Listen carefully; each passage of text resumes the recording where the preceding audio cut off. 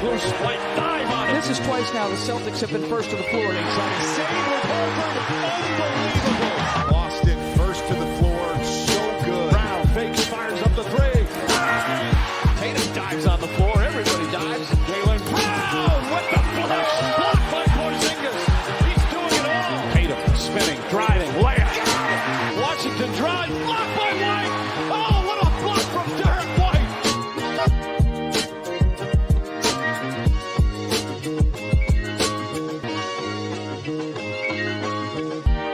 Welcome into another episode of First to the Floor. Ben Vallis here. Thank you for joining us. Hope you're doing well. We've got some big potential ownership rumors to get to tonight, and later the first in our player deep dive series. We're evaluating Payton Pritchard, strengths, weaknesses, where can he improve, and much more. Wayne Spooney and Jake Eisenberg both joining me here, guys. How we doing? We're good. A couple of days in between here, which has given us like some time to do some divorce level research on Payton Pritchard. Yeah, it's, Can't wait to get to it. It's looking good. Yeah, the papers are filed. I got served this morning. It's bad news. But yeah, doing good, man. I'm looking forward to it.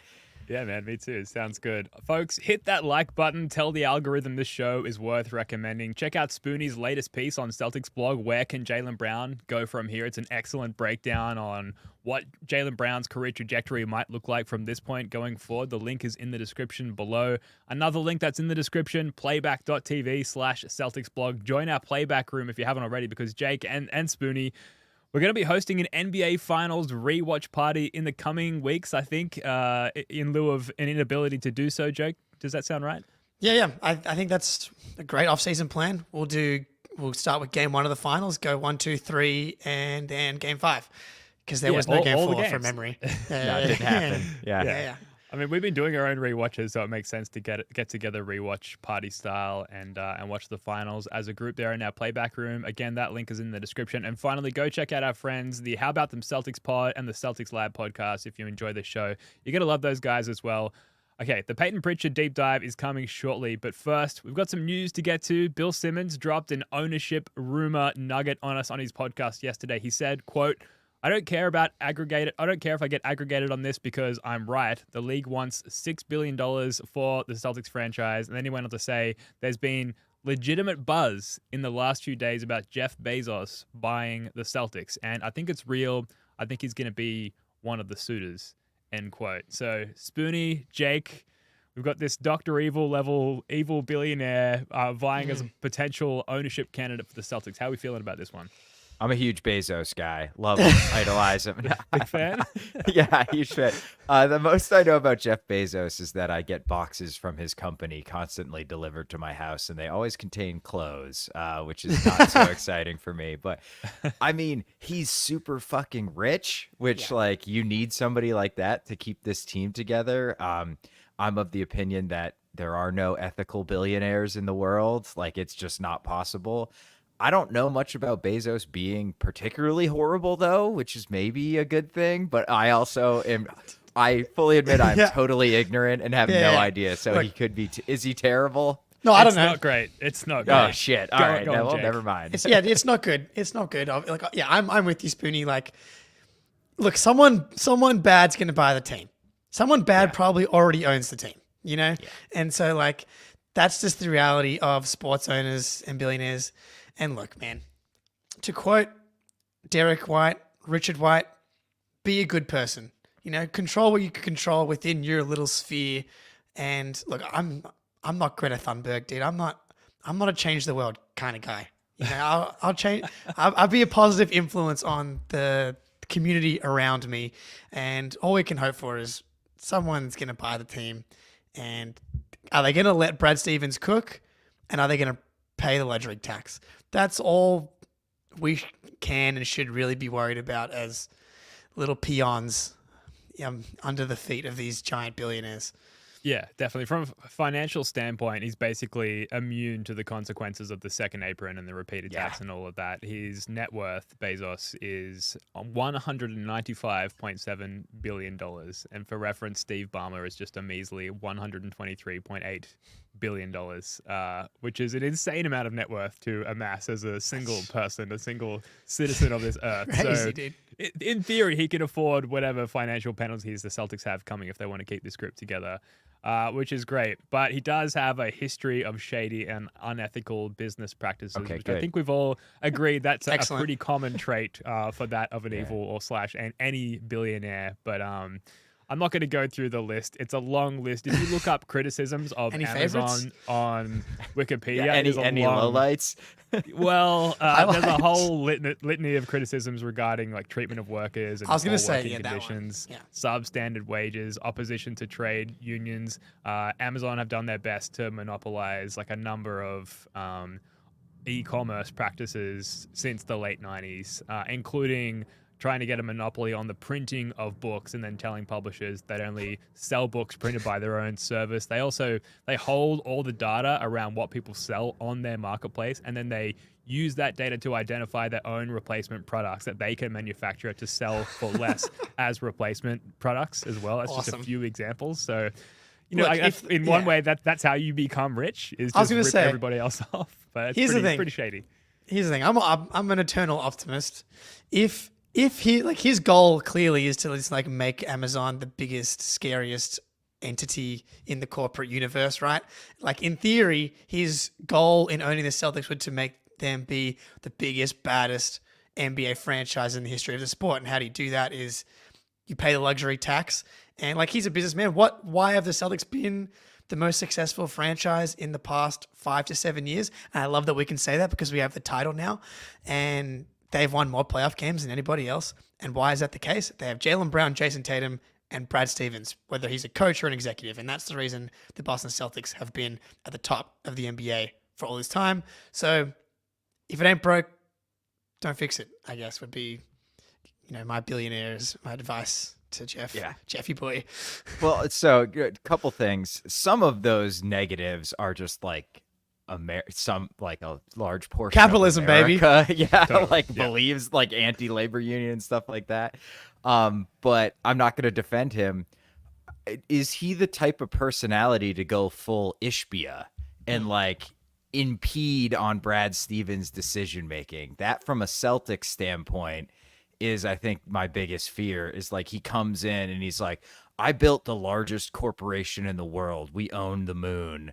I know more about backup point guards than you do, Brad Stevens, because I'm that successful. Like, does he have that personality? I have no idea. I'm asking you guys. Yeah. So, again, making shit up here, but like, I A good way to start. I think Jeff would really like Joe. Like Bezos has, become this like a lot of these billionaires now, like these alien type figures where they like are now trying to do all this anti-aging stuff. Like they look like they're getting younger as they get older. Part of that is just like they were super unhealthy and they're like come up, and because as they like built their companies and now they're like doing jujitsu and exercising and stuff like that.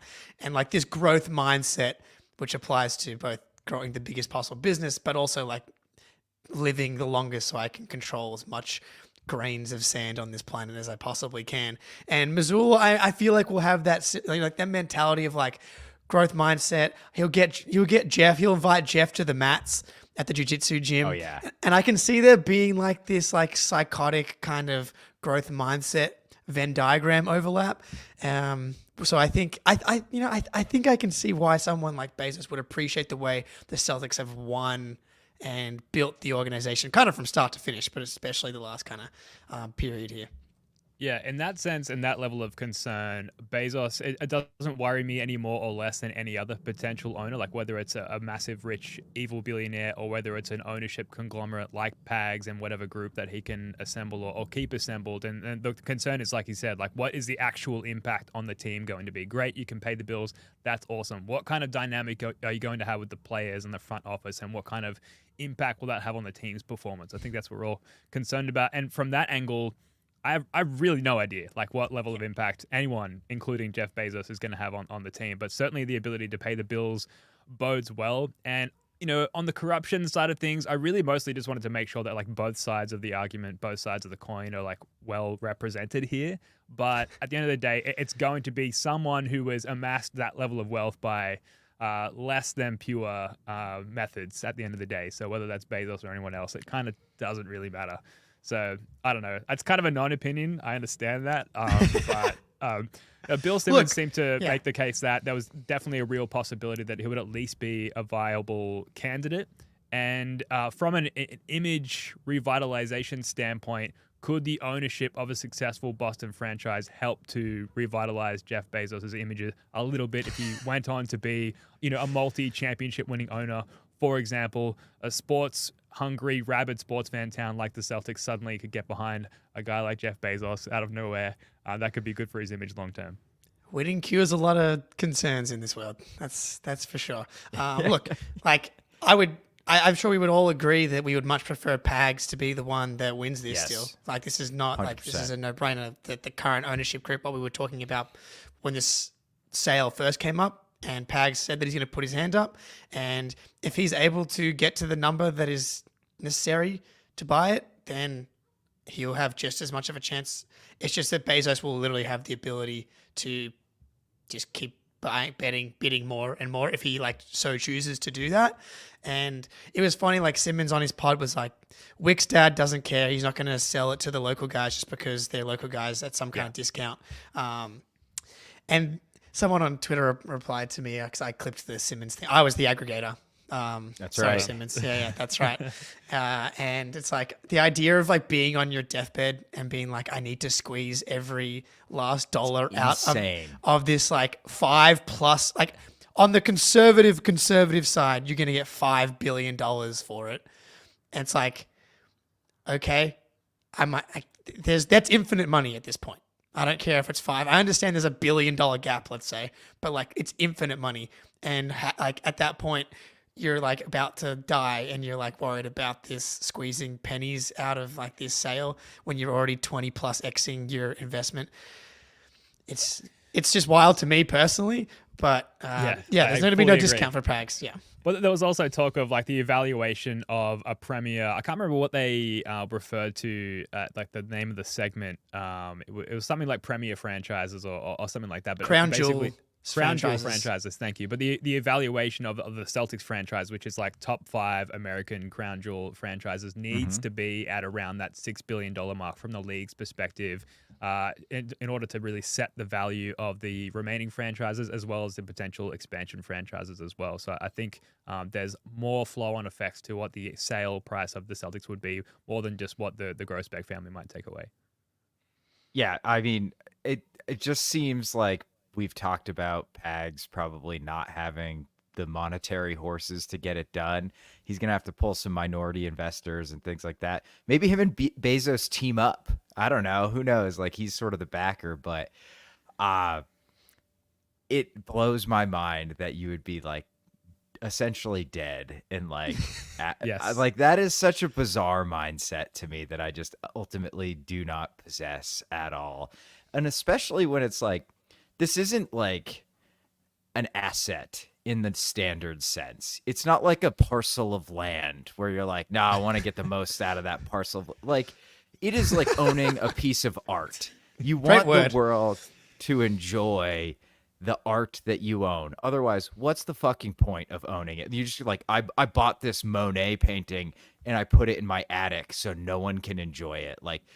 You don't you want to sell it to someone who will preserve sort of the cultural impact of the Boston Celtics? And we know Pags is that guy.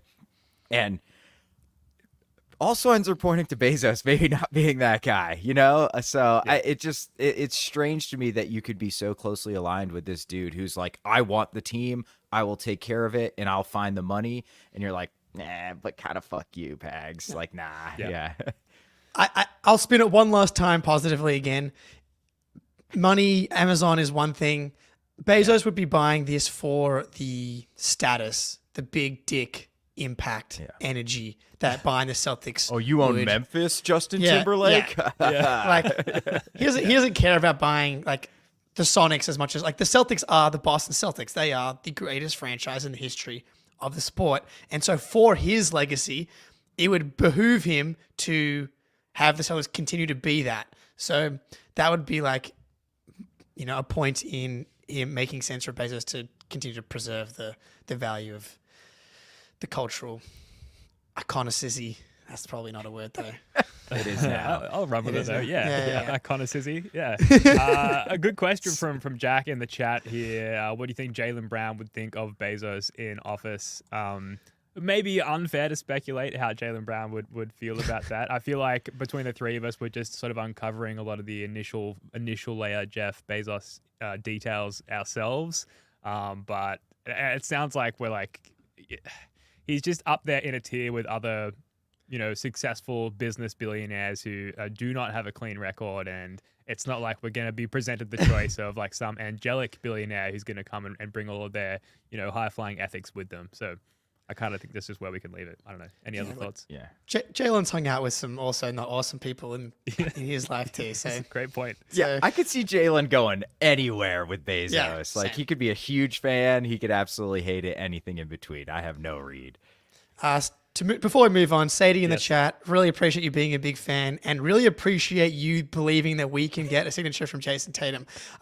We'll work on it. And if we get one, very happy to send it.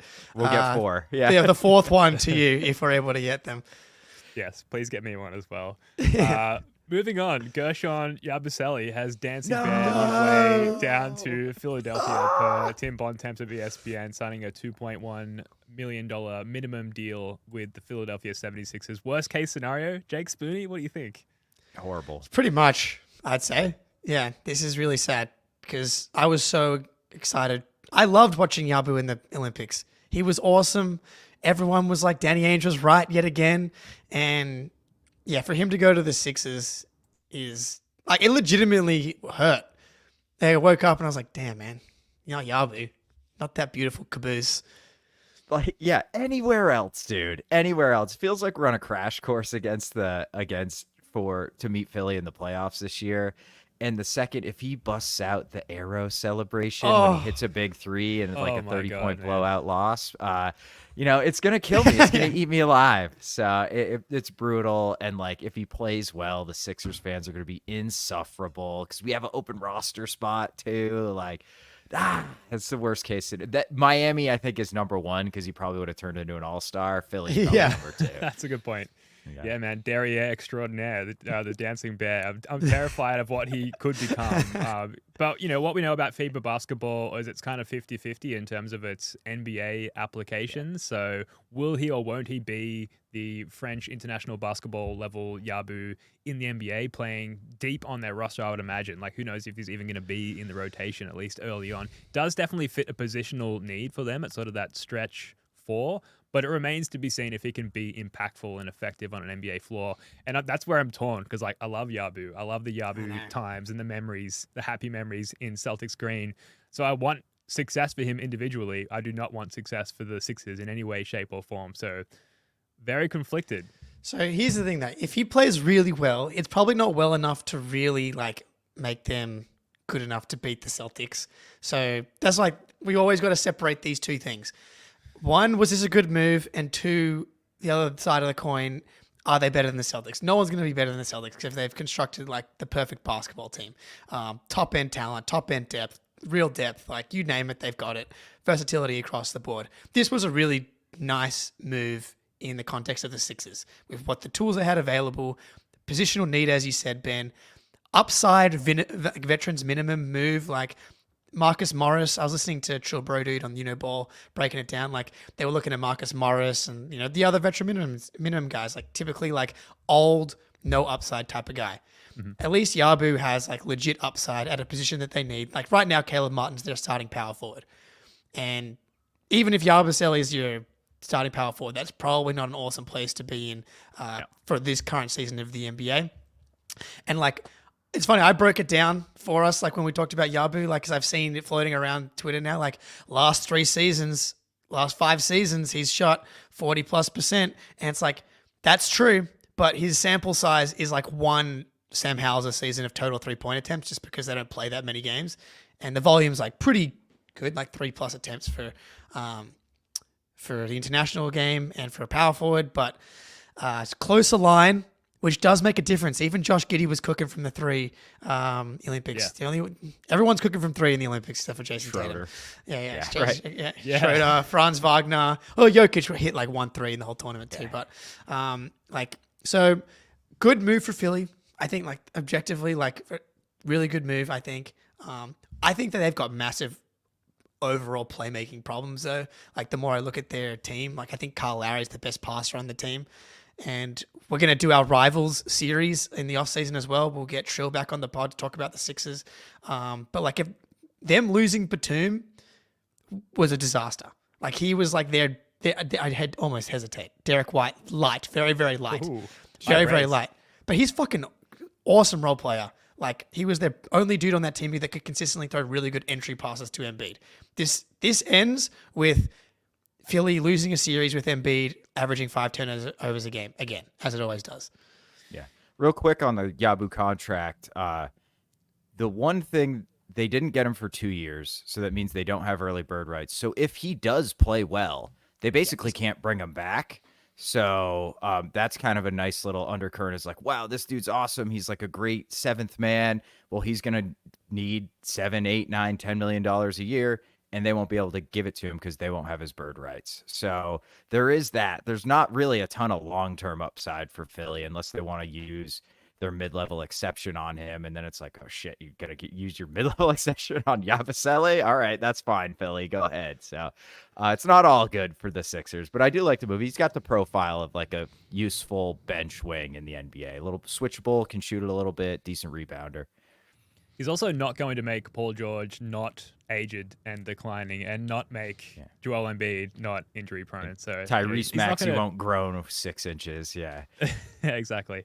All right, enough shitting on the Sixers, as fun as it is, as much as we could do it all night. Sticking with international basketball news, Steve Kerr, rumored, not expected is the phrasing of this article on sportingnews.com by TJ Morris. Not expected to return to Team USA, and it looks like they'll be deferring to Spoelstra and co, which is, I think, not at all surprising given, the criticisms flying around about Steve Kerr with his rotations or lack thereof as far as consistent rotations for Team USA. The smear campaign of Jason Tatum, which we've been talking about ad nauseum for the past month or so. Guys, any surprises at all with this news? No. Not really. He's been riding Michael Jordan's coattails, Tim Duncan's coattails, and now Steph Curry's coattails. And Steph Curry will be gone at the next Olympics, so there'll be no one to save him at that point. So he's a smart man. Smart man. He'll ride the coattails of Stephen A. Smith next, maybe in the media world. I kind of feel like there's like, that would be hilarious. Steve Kerr's like, I'm telling you, stay off the weed. Bamboozled, run amok. But I kind of feel like there's sort of an expiration date on coaches in the new NBA where it's like teams just kind of figure out your system and then it's over. Like it kind of was starting to happen to Brad a little bit. I think Brad's good enough to adjust, but Kerr, like he's kind of done everything a coach can do in the NBA. He's got a bunch of rings. He's got gold medals. There was a complete shit storm around him in the Olympics this year. So I'm not surprised he's like, I'm done. I wouldn't be shocked if he's like, when Steph retires, he retires for sure. Interesting. It would definitely be a good time to bow out when not on top, but just to sync up and align with the departure of Steph Curry. And we've already seen Klay Thompson go, and who knows what's happening with Draymond Green. But sticking with some more news, the schedule dropped, I don't know, a week ago, and we haven't really had a chance to react to it. Surprise, surprise, guys! There will be 41 home games. There will be 41 away games. Very good, Can Ben. you believe it? The Very good, schedule, Ben. same again. I know. I'm sorry, and I don't want to shit on people who like love the schedule. But games will be played. There will be home games. There will be national TV games. We will play good teams and bad teams, if you can believe it. But I think an interesting detail is that the Celtics rather have the 30th ranked strength of schedule. So the easiest schedule. And Spooner, you had a great line on this in our Discord, which, by the way, the link is in the description. Join the Discord if you haven't already. Spooner, you said they don't have to play themselves, essentially, which is what makes their schedule way easier than anybody else's. Any of you guys have any expansion thoughts on the schedule here? Because I'm clearly spent. The Celtics have the easiest schedule partly because they don't have to play themselves. there was not a single Western Conference team in the easiest 16 schedules. So between being in the East, being the Boston Celtics, and then in our division, if I'm not mistaken, who's in our division? It's the Nets, the Sixers, and the Raptors. Knicks too. Knicks. Okay. Well, the Raptors Pretty and good. but not at the same time, because Yeah. the Nets and the Raptors are in there. So I think that's part of it too, is the fact that we get to play the Nets 4 times, who will probably be like the worst team in the NBA this year, and the Raptors won't be far behind. Is it kind of dumb to do strength of schedule before like we even see what some of these teams look like too? You know what I mean? Like I get that you can sort of use last season's numbers and like they have all these AI algorithms that can predict how good Paul George. What if Paul George just sucks this year? I don't know. It's like possible. Please let that be the case. Yeah, right. Yeah. We do play Philly on Christmas, which I think is kind of a highlight. I can't remember playing them on Christmas, although we probably It's usually the Bucks. I feel. it's usually the Bucks or LA are the Yeah. two I really remember us playing. So I think that'll be really fun. And then we have the classic Clippers Lakers back to back on the West Coast swing, which is just and the Lakers are the second game. Of course they are. course. Yeah.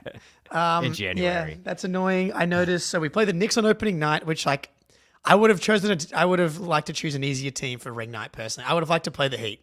That would have been my choice for ring night. I guess I get that like the Heat have kind of really stumbled down anyone caring about them rankings at this point. I know Tice in the Discord had a hot take that the Heat are going to finish 9th behind the Charlotte Hornets in the upcoming season, which Wow. that was like it's hot and that's the point of it, but I don't know. He could be cooking there. I don't like playing the Knicks on the first night because they're going to like try really hard and yada, yada, yada. So I'd like to win that first game. But then we have like Pistons, another easy Wizards. But then we have like a back-to-back with the Bucks. It's like straight away, it's going to be like bullshit narrative, whatever. Al Horford won't be playing on the Bucks game probably. Maybe they play him on the second half of the back-to-back. But then all of a sudden, it's like there's just so many games, and I was already getting caught up in the hype of the first week. You got to win the Knicks game because that sets the tone for the narratives, and you got to win the Bucks game for the narratives. But they don't matter as much this year because we have the title. So who cares? Yeah, the Knicks have been the most vocal in the media, and this includes their player podcast. Like, we feel like we can match the Celtics now. We feel like we've made the necessary adjustments to be on their level, if not above them. And so to be able to somewhat extinguish that on game one of the schedule, as well as getting our championship rings, that feels an important tone/vibe setter for the C's or for the Knicks. So that's going to be really hardly fought contest, and already I can feel the internal terror starting to build up, the anxiety. I'd forgotten what it felt like, and I could slowly feel it building up again. No KP, folks in the so chat. built-in excuse, which is nice. That's true. Yeah, that's a great point. And it leads to my other point on the schedule is that there are some nice sort of cushy early non-KP months where the back end of the schedule is much more difficult. Whether or not you think that bodes well as far as like reintegrating KP and ramping him up for the playoffs during the more difficult stretch of our schedule, I guess that remains to be seen. But certainly down one of our starters during one of the easiest stretches early in the year feels like that bodes well for the Celtics' success this year. So should we move on? We're going to get into some Payton Pritchard stuff. And before we break for an ad and get to our full player deep dive, which is a working title, by the way, if you can think of a better title for an ongoing segment than player deep dives, please let us know. Well, it is the PP episode, so probably should be in player shallow dives. Group I won't go Slightly there. below average dives. Thank you, Jake. Oh man, I'm sorry. I'm not sorry. Just letting some of these thoughts pass me by. Blake Griffin, we asked this through the lens of Payton Pritchard's recent wedding to Emma McDonald, who I think now is going by Emma Pritchard. Is Blake Griffin the most you've ever thirsted for a 15th man? And for those who don't know, he was the celebrant, I believe is the term, at Payton Pritchard's wedding, where he essentially, like, in lieu of a religious ceremony, reads out the prompts and the vows and things like that, and essentially directs the ceremonial aspects of a wedding before everyone like gets pissed and heads off to the more enjoyable part of the evening. But this I think was really surprising to see for a lot of people because Blake Griffin hasn't been around the team for a little while, but has remained coveted, massively coveted on the First of the Floor podcast, and seemingly so massively coveted by the Pritchard family as well. It was interesting to see Blake Griffin in that role. So yeah, Blake Griffin, most ever thirsted after 15th man, yes or no? Easily, dude. Can you imagine the vibes bring him back now for the defense of the title season? He would be like Luke's come into his own as the holder of the bus one, comedic legend. You bring back the previous title holder. I think you just, the content and the vibes would be out of control. So many charges. How many charges? And look, dude, again, another big man to throw into the KP list as we see Payton Pritchard and Emma Pritchard kissing Larry on our screen right here. I'm very jealous right there. And to be kissed by Payton Pritchard, of course. Absolutely. And, I wish I was the trophy. Yeah. Yeah, man. That 15 roster spot's open for you, Blake. Anytime. I thought it was Yabu's, but it'll have to be Blake's, I guess. That's fine. Yeah. He would never see a minute this year, too, which is hilarious. They probably bring up Watson over him.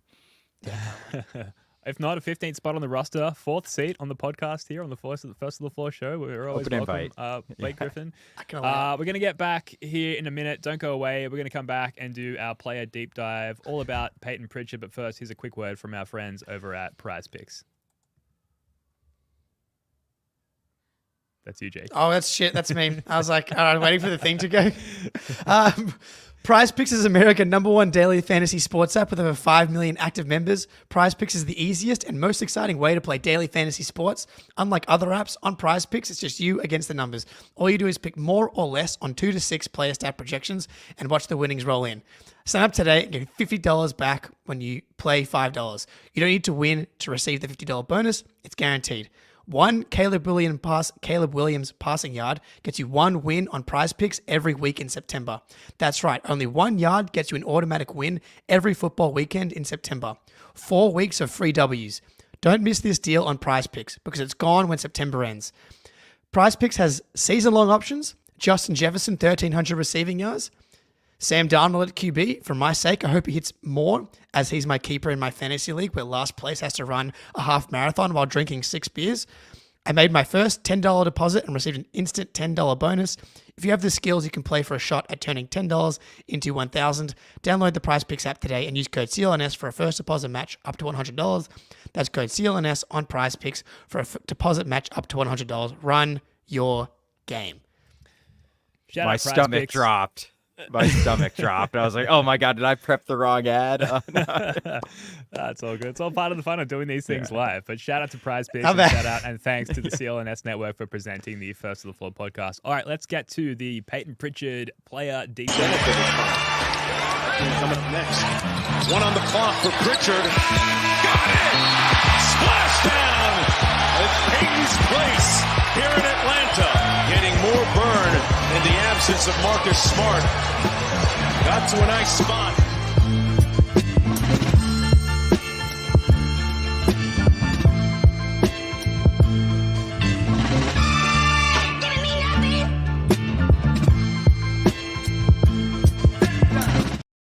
Never gets old. So good to be able to dust off that clip from a couple of years ago. Yes, we are gathering here today to discuss Payton Pritchard in depth. And just to set up the segment a little bit before I throw to Jake and Spoonie, who have done a lot of prep for this segment as a plane. I'm a very poorly timed plane flies over my house again. Every time, Sorry baby. about this. Every time. So player deep dives, like I said, is a working title, will be an ongoing segment through the offseason. We're basically looking at all the aspects of a given player's game, so scoring, playmaking, defense, rebounding, etc., and assessing for strengths and weaknesses. Basically trying to understand if they can get better and how, or if they've hit their ceiling, or if there's any chance that they could struggle this season, and so on. So with that, Jake, I'm going to throw to you because I know you've sort of gathered a lot of data as the basis of this discussion. It's been a good ride with PP across his career so far. Really good draft pick in hindsight from Danny Ainge. Like, yes, maybe drafting I almost said Madar because I was reading the 2020 draft picks earlier and his name stuck in my head. Desmond Bain, a couple picks behind Jaden McDaniels. But other than that, like Pritchard from then on for the rest of the draft was a really good pick. Couple trade requests along the way last season, which is funny to think about now. But really good season for Payton Pritchard, regular season and playoffs. And I thought it would be fun to kind of play like a skill, is it a strength or is it a weakness? And we'll start on the offensive side of the ball, and we'll go with the shooting. And going back and looking at some of the playoff numbers and playoff stuff, like Payton Pritchard ended up shooting 38% from three across the entire playoffs, and which it felt a little bit worse because he didn't hit a ton of shots in the finals. Obviously, he hit the two biggest shots of his life, and they happened to be half-court shots in the finals. But across the playoffs, really good shooting the ball, especially in the Cavs series. Going back and having a look, he hit a couple of like big nuts shots in the Cavs series, and I got two of our favorite ones here. They're a little exhausted. They put forth a lot of effort. Who is going to be the first one to settle down? Will it be the Cavs and get themselves back into it? Wow, Pritchard from the logo. Pritchard, Cleveland out of fouls, a step back three, splash. Dude, the first, you're on mute, Ben. The first one where he looks like he's Steph Curry or like Damian Lillard, like just like lead initiator. 7.5 minutes to go in the fourth quarter in a tight playoff game on the road, and Payton Pritchard pulls up for a freaking logo three over Donovan Mitchell and knocks it down. It's like I don't think anyone expects him to shoot that. The commentary team, the Celtics, but he's been hitting those types of deep shots for his entire career. Coming into across the season, he was 3 for 10 in the playoffs on 30 plus feet shots, and 5 for 21 on 30 plus feet shots in the regular season. So shooting wise, really big, 50% from three across the entire Cavs series. And like, if you're going to get that from your eighth man, shooting wise, like that's just going to help you stay in games, extend leads, swing games. You couldn't really have asked for much more from a shooting perspective from Pritchard in the playoffs. Yeah, I think Pritchard shooting isn't just a strength. It is like the foundation by which his entire game is built. The catch and shoot is just absolutely ridiculous at this point. 40.4% on all catch and shoot jumpers. Shot better on guarded catch and shoot threes than he did on wide open ones. Both are over 40% though. Pull-up jumpers, kind of a down year on pull-up threes. All these stats include both playoffs and regular season. 41 to 84 on pull-up threes for 33%, which is fine. But I think the big thing he added to this game was he shot 51.4% on pull-up twos.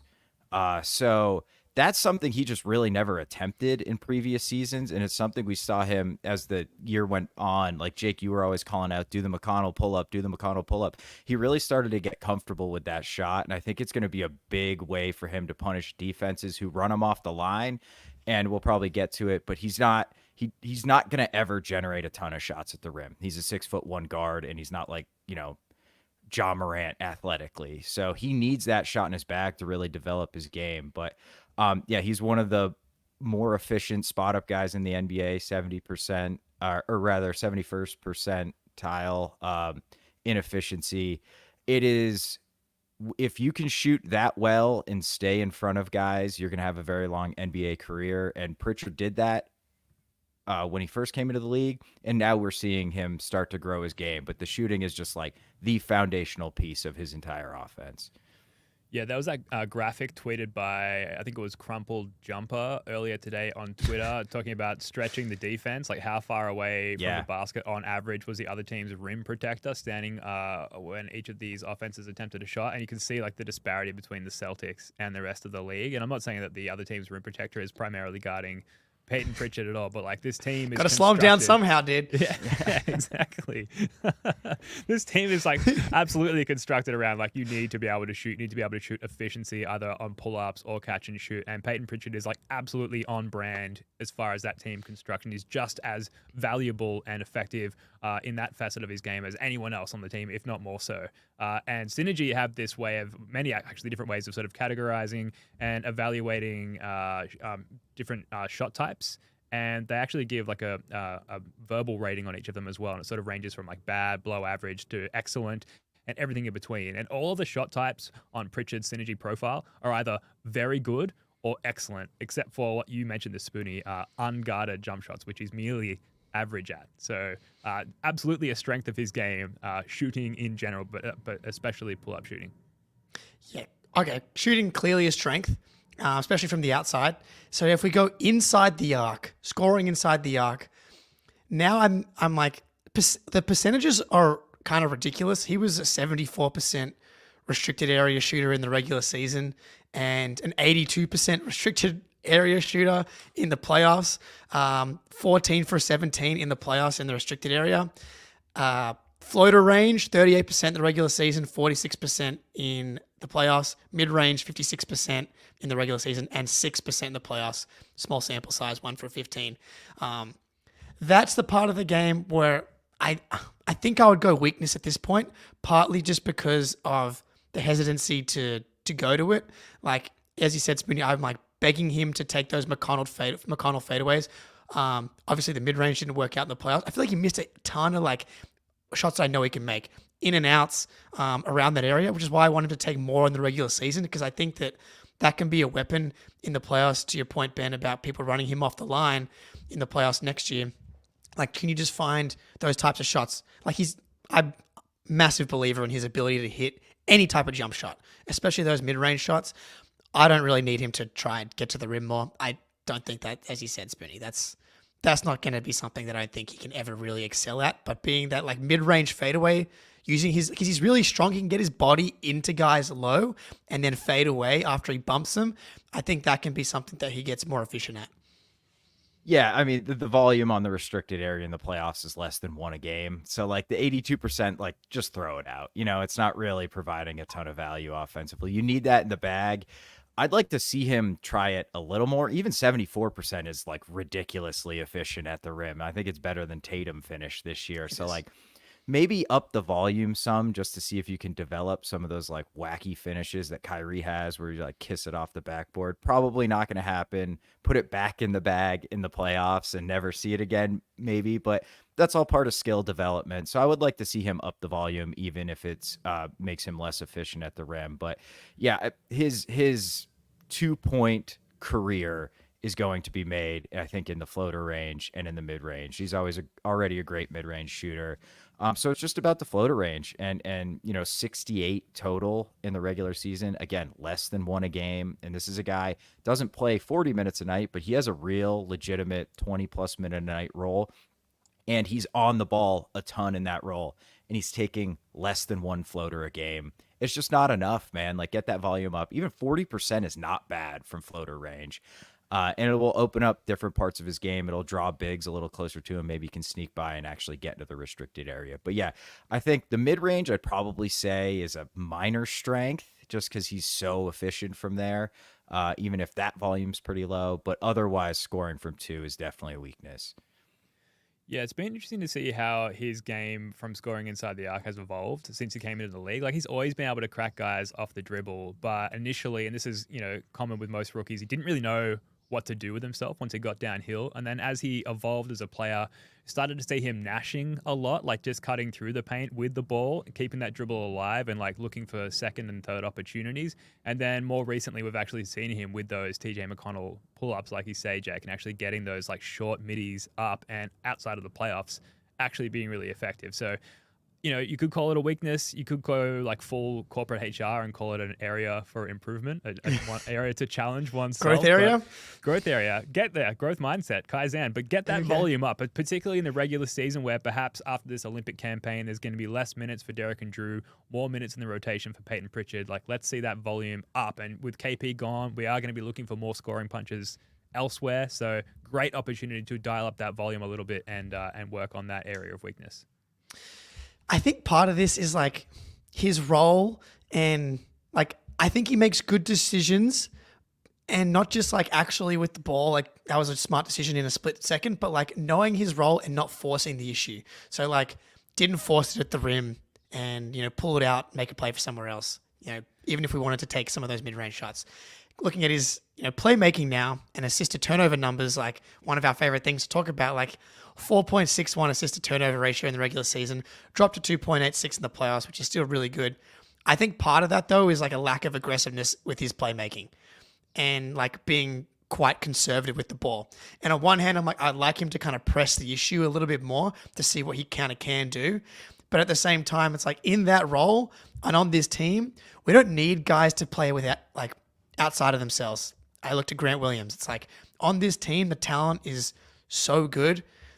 and they're playing so well that like we just need these ancillary guys to play their role perfectly and not make mistakes and dominate the margins, which is like one of the most underrated things with this team is like they're so talented and they just like hammer the margins, turnovers, rebounding. And so while I would like to see Pritchard maybe be a bit more aggressive with his like passing and playmaking at the risk of, seeing that assist to turnover number come down a little bit, I'm torn because I'm like, that is kind of what they need from him at the same time. Yeah, it's tough. I mean, I would say like playmaking wise, he's probably average for a bench guard. Regular season, he was actually kind of great. He was behind the 4 starting guards and wings on all the tracking stats for passing: assists, potential assists, assist points created, adjusted assists. His minutes dropped, I think, like 4 or 5 in the playoffs, but all those stats fell off a cliff. Like potential assists went from 6.3 to 2.7. Like that's less than half. And that just goes to like him not being aggressive with the pass, maybe not getting by guys and collapsing the defense quite as easily when defenses are really keyed in the playoffs. So I would say in the regular season, he's a solid playmaking guard. In the playoffs, he's leaving some on the table there. And I wonder how much of it is just like, dude, it's the playoffs, man. Like, let Drew Holiday, Derek White, and the Jays handle that. Like, you go spot up at the corner and make a 3 or drive a closeout, buddy. So, but even still, it's skill development. I'd like to see him kind of get on the ball a little bit more. He's great in pick and roll. He's 81st percentile in pick and roll ball handler efficiency. So, like, get him on the ball a little bit more. Maybe get some of the guards, get White and Drew some rest and let Pritchard start, see what he looks like there. But like, it's not a big deal if he doesn't become a positive passer in the playoffs, but he's not right now.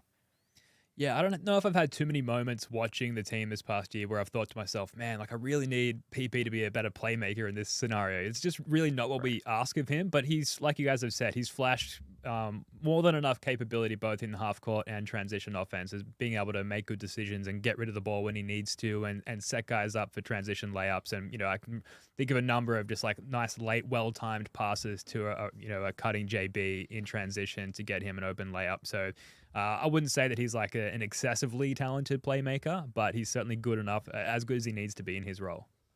So this is my favorite, the offensive rebounding, which I think is the last kind of piece. We can talk about something else as well, but like the offensive rebounding, talking about the margins as well with the Celtics, it's like the fact that Payton Pritchard is a good, really good offensive rebounder for his size. This is, contextually, he's not a really good offensive rebounder, but you look at all players under 6'4", Payton Pritchard was 4th in offensive rebounding percentage behind Gary Payton II, Dennis Smith Jr., and Chris Dunn. In the playoffs, though, his offensive rebounding percentage went up to 4.1%. And of all players 6'4" and under, he was first, ahead of Kyle Lowry, Casey Wallace, TJ McConnell.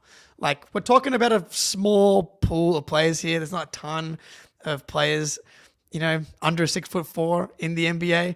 But if he can maximize that part of his game to give you one extra possession per game, like that matters. And he's the type of guy that's just like squeezing every ounce out of his talent that he can.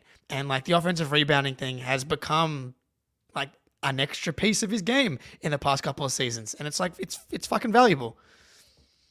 Yeah, dude, it's crazy. He's above average in putback efficiency, which is like, doesn't sound amazing, but he's a 6'1" guard. Like the dudes who are elite at putbacks are centers, and he's like good at them as 6'1" guard. He's got great timing, great instincts, reads the ball off the rim, and he hustles his balls off, man. It's like one of the most electric Celtics plays when PP like darts in there and snags an offensive rebound. Yeah, this is where PP really thrusts himself into the NBA spotlight. You love to see it. I'm surprised we went that long without any sort of pun. But why do you guys think that he is such an effective offensive rebounder? Because in theory, he's 6'2" rather in shoes. He's light in the ass, for lack of a better term. In theory, could be easily and effectively boxed out, if not out-jumped, out-leapt, out-reached. So why is he such an effective offensive rebounder at his size? Dog. Yeah, That's it. That's the science of it. I'm pretty sure. Yeah, I feel like you might be Payton right. Pritchard has played like more basketball than any other human on earth at his age. Like he probably just playing right never now. stops. Yeah, right. He just never stops playing basketball.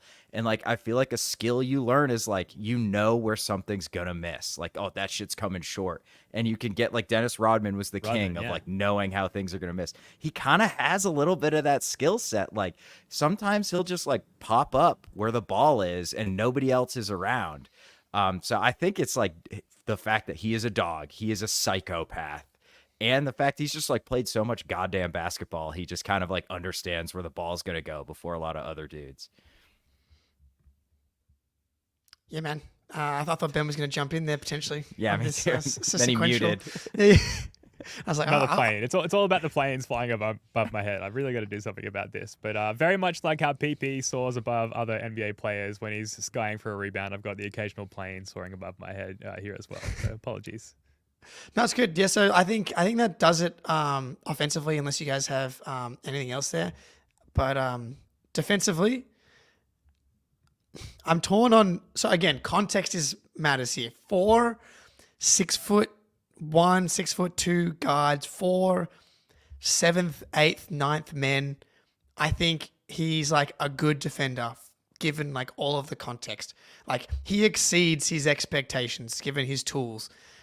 But I'm not sure I can put his defense in like the strength category. Like, you know what I mean? Like I think for what he's got, he's better than he should be. Like look at Trae Young. He's like the complete inverse of Payton Pritchard defensively.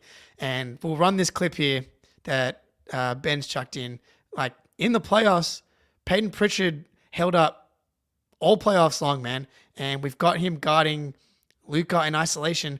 All finals, Payton Pritchard made Luka Doncic work for his buckets. He hit a couple of jump shots over him, but in game 3, he like completely stonewalled him. Luka had to pass the ball back out, throw it back down to Luka again, and he forces an air ball and a shot clock violation. Like he doesn't get blown by someone like Luka. That's just like not going to be what happens. He's going to at least like stay in front. He's clearly worked on his strength and sturdiness and girth, and that's something that that matters. And it's like, again, the margins. It's like, can you force that player to be at 12 feet instead of 9 feet, 16 feet instead of 14 feet? And over time, that adds up. You're going to force 1 to 2 more misses per game, and that matters.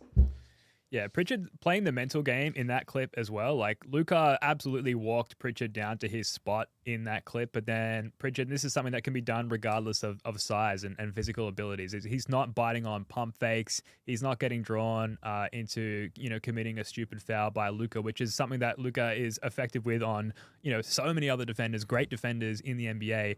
And Pritchard just stayed down, kept his hand up over the ball, just like basic defensive fundamentals. But I think most people would be surprised how short-reaching those basic fundamentals are with some of the bigger players who rely more on athleticism. Yeah, for sure. Should I read game time before I jump in here? Yes, you should. Yeah, thank you for reminding us. All right. Yeah, no problem. All right, game time. It's finally football season. The West Virginia Mountaineers kick off the season against number 8 Penn State in Morgantown. I'll be using Game Time to easily find incredible deals on great tickets in Milan Puskar Stadium to catch the Mounties, hopefully upset the Nittany Lions. When you jump on Game Time, it's got the stadium right in front of you. It's really easy to find awesome seats. You can get amazing deals like the aptly named Super Deal, which can save money and get you a great spot in the stadium. It's also got concert tickets and tickets to a bunch of other shows, so definitely check that out. Personally, I love the all-in pricing, which you toggle on, and Game Time shows you the full price up front, no surprise fees at checkout. So take the guesswork out of buying concert tickets or sports tickets with Game Time. Download the Game Time app, create an account, and use code CLNS for $20 off your first purchase. Terms apply. Again, create an account and redeem code CLNS for $20 off. Download Game Time today. Last minute tickets, lowest price, guaranteed. Shout out Game Time. Shout out CLNS for presenting the First of the Floor YouTube show, audio podcast. Make sure you subscribe to our YouTube channel if you're not already. Click that little bell symbol to get notified of when we go live. Sometimes we do impromptu live shows, or just like I forgot rather, to throw to that ad read much earlier. Sometimes I forget to tweet out the fact that we're doing a pod. So click the notification bell, get notified when we're going live, subscribe to the audio podcast, and Jake, I'll kick it back to you. Yeah, defense. I think it's technically a weakness. Spoonie, I'll throw it to you. Okay, so I think ultimately he does the most important thing a defensive player can do. The guy he's guarding stays in front of him. He's 83rd percentile defensively in ISO efficiency, 80th percentile in post efficiency, 49th percentile in pick and roll ball handler, which is not great, but the pick and roll is not traditionally like you're getting squared up against a guy one-on-one. And that you can build off of, like, you can be a solid rotation player if that is your skill set. It's basically what Sam Hauser does too. Although I think Pritchard is quicker footed. He can guard, these smaller guards. He does a really good job of staying in front of those dudes. And he's strong enough to stop Luka from putting him in the basket and getting to 2, 3, 6 feet, whatever it is. So, the problem with Pritchard ultimately is just his size, right? Like if we have to switch a pick and roll, he gets switched onto a big, then we've got to scram it out and try to get, usually it's Tatum or Jaylen Brown coming over from the corner. Pritchard exchanges covers with him. And anytime you're reacting to an offense like that, it can create gaps in the defense. It can create confusion. You can give up buckets. And if we don't scram him out, he can get bullied on mismatches, or it hurts our rebounding a lot at times too. So there's some weaknesses in his game. His off-ball or his off-screen numbers on Synergy are really, really bad, which is not something I really notice. So I wonder if there's some goofiness in there. Like defensive efficiency numbers are always kind of weird, so I don't totally trust them. But he's just a really solid defensive guard. And I think, like, contextually, given his size limitations, I'd say he's an above-average defensive player, but overall defensive impact is probably average or slightly below average. What I really love is the PP full court pickup. I think he's really effective, Yes. especially in his role off the bench, where he can, come off the bench, spell Drew or Derek, and just immediately start hounding the primary ball handler of the opposing team and just pick them up, baseline to baseline, essentially. And he's really good at, like, getting up in opposing players' grill. And it's sort of an area of defense where size is less of a limiting factor, because no one's, like, taking you to the bucket while they're crossing the half-court line. So that's somewhere that he can be really effective and has been really effective despite his lack of size. So much of defense is like it's not just all heart and effort. There's definitely an IQ to defense. Like Derek White obviously busts his ass, but like he has like an innate ability to play defense in a way that like some guys, like D'Angelo Russell saying he wants to be Derek White. I don't care how hard D'Angelo Russell tries. Like, unless you started playing defense like as hard as you can from like 10 years old, which D'Angelo Russell definitely was not someone who was dropping 30 probably from like 10 years old and has never really focused on defense. Like Pritchard has been trying to play defense his whole life. So it's like his effort actually translates to like impact.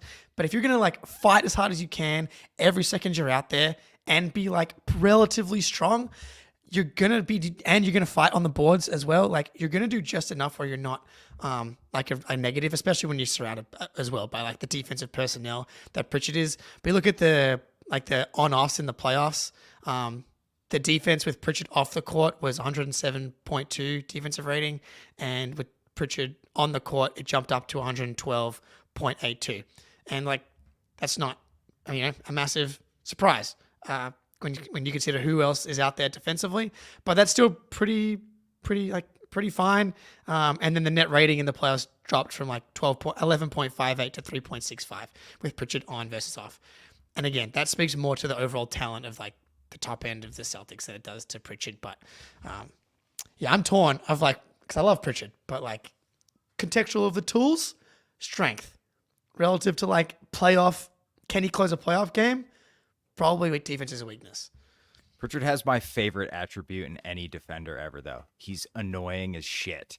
And that, like, I think that matters, dude. Like, if you're playing in a playoff series and it's like, this motherfucker's guarding me full court every single possession. Like, Kyrie and Luka did not want any part of that. And it wears dudes out over a playoff series. So I think that's kind of a big part of his game. Just like the pure, like, it's kind of a cliche, like he's got that dog. He does. Like, Pritchard is the dog player. Like, he has built his career on shooting and being a dog. And he shows it like basically every defensive possession. And I hated playing against dudes like that. And everybody hates playing against dudes like that. And you love them when they're on your team.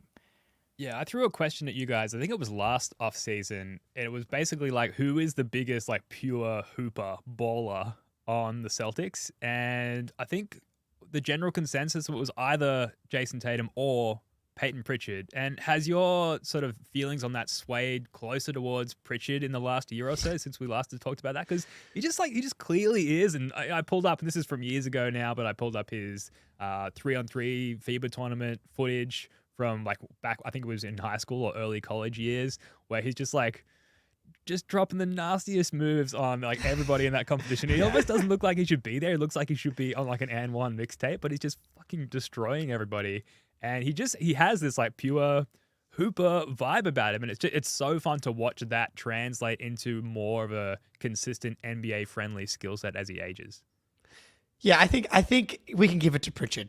Like, you every coach, like in some of, I was watching the All In documentary again, and Pritchard's got his own little like segment in there, and like one of the coaches is just like, she's just saying, I've never seen someone work as hard. And they say that about a lot of people, obviously. Like, I think if you asked her who works harder, her or him or Tatum or Jalen, she'd say the same. But like, she's like, no one works harder than Pritchard. You got videos, they go down to celebrate the Larry O'Brien in Miami, and you got videos of Pritchard at like some random pickup court, just like dusting dudes. Like any chance he gets, he's like playing hoops. And he's like, one of my favorite stories is he in the offseason, he pays like international players to like come and just defend him and play one-on-one with him. And so he's just like going against like real professional players in the offseason over and over again. Like, yeah, it's hard to not like, that's just so sick, dude. Can you, I'll come, you don't have to pay me. I'll try really hard there. Yeah, I'm technically an international hooper. Yeah, let's go. There is a garage somewhere in Westland, Oregon, with bloodstains on it. Yes, from Payton Pritchard's hands because he dribbled the basketball for so long he bled. Like, yeah, I'll give it to Pritchard. He's the number one hooper. Like and I don't even know how much. I feel like he's the type of basketball player that doesn't even like watch it, because it's like if he sees someone dribble a ball, he immediately has to go play. Like, he's not like KD will sit back and like watch games. Like, Pritchard's like, did I hear a ball dribbling? Oh no, I got to dart to the nearest court and play right now. Yeah, I can see him just like building his own like court, like wherever he's living, and just like king of the court every night. Anyone, you're all welcome. I'm just going to be here for the next 4 hours. Honey, what type of couch do you want? Sorry, babe, I'm picking out my backboard right now, okay? Yeah. I'm on the phone with Spalding right now, dude. Got a bidding war between Spalding and Wilson happening. Yeah. You have to make the couch out of the disposed skins of Spalding and Wilson basketballs. It's really acceptable couch material. Jake, this was a lot of fun. Definitely thank you for throwing this segment together. That's going to do it for this one. Thank you so much for joining us. Let us know in the comments which player you think we should deep dive on next. We're going to make this an ongoing segment throughout the offseason, and looking forward to diving in on the next player potentially later this week. So let us know your thoughts in the chat. We'll be back, like I said, later on in the week, and again twice the week after, and so on and so forth until the season finally starts. Man, I'm missing our guys. Really starting to miss the Celtics. It did not take long after the Olympics wrapped up for me to start feeling these massive withdrawal symptoms. Jake and Spoonie nodding like they feel the same way. So we're going to leave it there. Spoonie, Jake, love your work, guys. Until next time, go Celts.